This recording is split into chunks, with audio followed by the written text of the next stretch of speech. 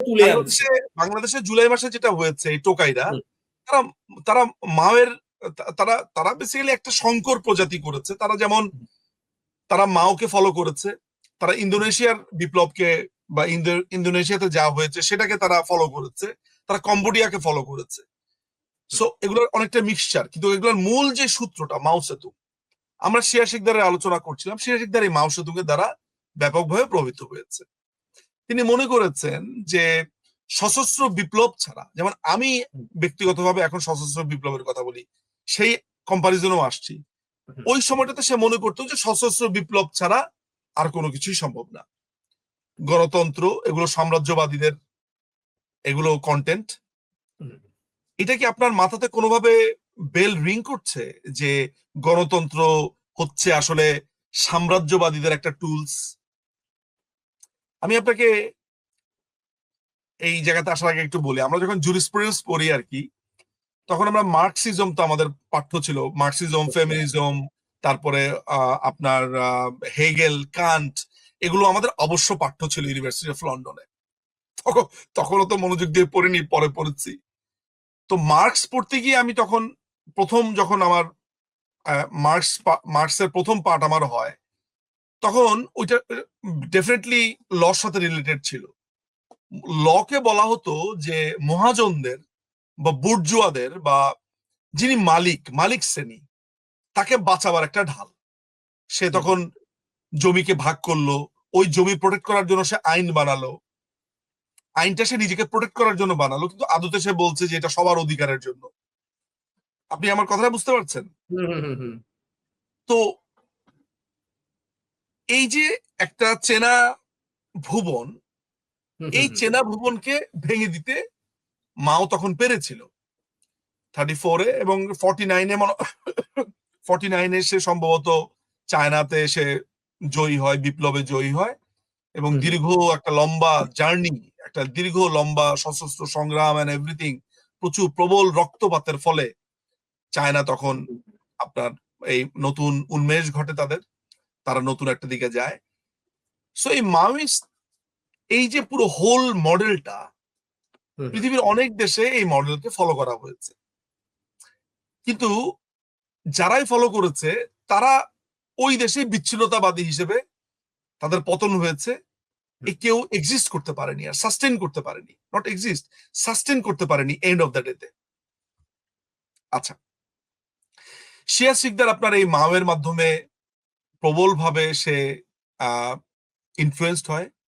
সমসাময়িক ভাবে আমরা যদি একটু শিয়া শিকদারকে একটু পজ রাখি, আমরা আরেকটু পেছনের দিকে যদি একই অবিভক্ত বাংলাতে আমরা চলে যাই, সেখানে আমরা দেখতে পাই, ইজ ইট অবিভক্ত বাংলায় না, অবিভক্ত বাংলায় না, আপনার তেভাগা আন্দোলন যখন হলো, তেভাগা আন্দোলনের সময় তেভাগা আন্দোলনের ব্যাপারটা কি ছিল?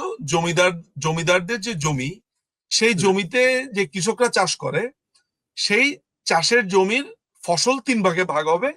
2 ভাগ পাবে হচ্ছে কৃষকরা, 1 ভাগ পাবে হচ্ছে জমির মালিক, বর্গা চাষিরা পাবে হচ্ছে ওই 2 ভাগ। এটা ছিল কৃষকদের দাবি। জানেন যে একজন জমিদার গুলি করে, তারপরে আস্তে আস্তে আস্তে আস্তে এইটা, এবং সেখানে একজন বিপ্লবী তীর দিয়ে আঘাত করার ফলে একজন জমিদার মারা যায়, সেখানে হত্যার সূচনা হয়, এক ধরনের বড় আন্দোলনে চলে যায়। নকশাল আন্দোলনের প্রেক্ষাপটটা ছিল এরকম কৃষকদের অধিকার আদায়েরই ব্যাপার, কানু স্যানেল, তারপর হচ্ছে যে জঙ্গল হাজরা, জঙ্গল হাজরা বলছি, জঙ্গল সাঁওতাল, কানু স্যানেল। যদিও কানু স্যানেল পরবর্তী সময় সে এই খতমের লাইন থেকে চলে আসেন, তিনি নিজে 2010 সালে আত্মহত্যা করেন। বাট আলটিমেটলি যেটা ঘটনাটা যেটা দাঁড়িয়েছে সেটা হচ্ছে এমন যে আপনাকে নকশাল আন্দোলনটাও দেখতে হবে। চারু মজুমদারের যেই লাইনটা, সেটা কিভাবে সে মনে করতো যে বন্দুকের নলই সমস্ত ক্ষমতা উৎস। আমি এই ক্ষেত্রে দর্শকদেরকে খুব রিসেন্ট একটা মুভি দেখতে বলবো, ড্রাকুলা স্যার। ড্রাকুলা স্যার মুভিটা দেখতে পারেন, এটা নকশাল আন্দোলনের উপরে, ইজ এ ফিউশন, এখনকার সময় আর নকশাল দুটো একটা fusion, is a very fantastic movie.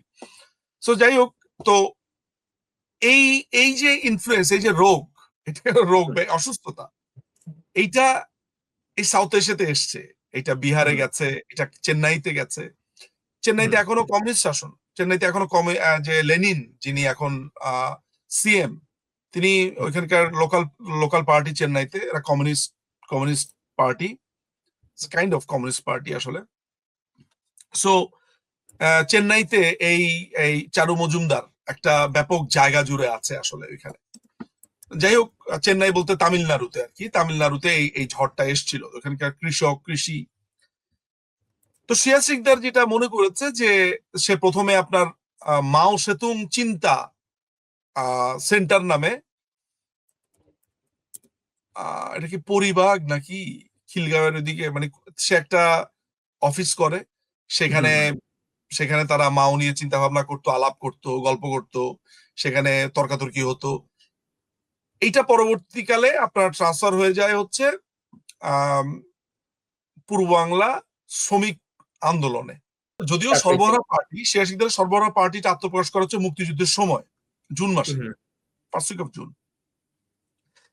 সেগুলোতে আমি আসছি, কিন্তু এখানে অনেকগুলো ব্যাপারও আছে, তার মুক্তিযুদ্ধ ব্লা ব্লা ব্লা ওইসবের ব্যাপার আছে। এবং ইন্টারেস্টিং ব্যাপার হচ্ছে যে ওই সময় পূর্ব বাংলা কমিউনিস্ট পার্টি যারা ছিল, তারাও কিন্তু আপনার ভয়ঙ্কর একটা অবস্থানে গেছে, এবং জানেন যে এরাই, হক তোহারাই তো সম্ভবত বলেছিল যে এটা দুই কুকুরের লড়াই হচ্ছে, এটা এটা হক হক তোহারাই বলেছে, আমি খুব বেশি ভুল না করে থাকলে, নট শিয়া সিকদার।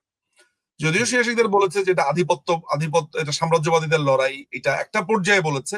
মুক্তিযুদ্ধটা আসলে জাতীয় মুক্তির আন্দোলন নামে তারা আসলে একীভূত হয়ে সেখানে শুরু করেছিল। যাই হোক, আমি মূল ওমরেরাও এই কথাটাই বলতো তখন। হ্যাঁ, তারা তো ওই পার্টিরই ছিল তারা। হক তোহা, আব্দুল হক তো রীতিমতো একটা খুনে ছিল। নড়াইলে যদি আপনি এখনো যান, নড়াইলের কালিয়াতে, হ্যাঁ, ওই সময় প্রায় শখানেক, 100-150 মতো মানুষ মেরে ফেলেছে এই এরা, এই হক তোহা বাহিনী। আমি ওই আলোচনাতে প্রাসঙ্গিকভাবে পরে আসবো, কিন্তু এটা আপনি জেনে রাখেন যে শিয়া সিকদার তার রাজনৈতিক ভাবে, সে রাজনৈতিক তার দীক্ষাগুরু হয়েছে আপনার মাও সেতুং। তিনি এই দেশে একটা বিপ্লব করবেন।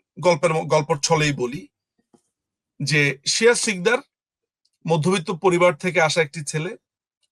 সমাজ দেখে তার মনে হলো যে এই সমাজকে খোল নলচা পাল্টে দিতে হবে। এই সমাজে যারা ধনিক শ্রেণী, যারা যারা বুর্জোয়া, যাদেরকে বুর্জোয়া বলে, তারা শোষণ করছে, এবং এই শোষণের হাতিয়ার হচ্ছে গণতন্ত্র, শোষণের হাতিয়ার হচ্ছে সব নিয়ম কানুন। যেটা খেয়াল করে দেখবেন যে হিজবুত তাহরির বলে, এইটাকে তারা বলে হচ্ছে তাগুত।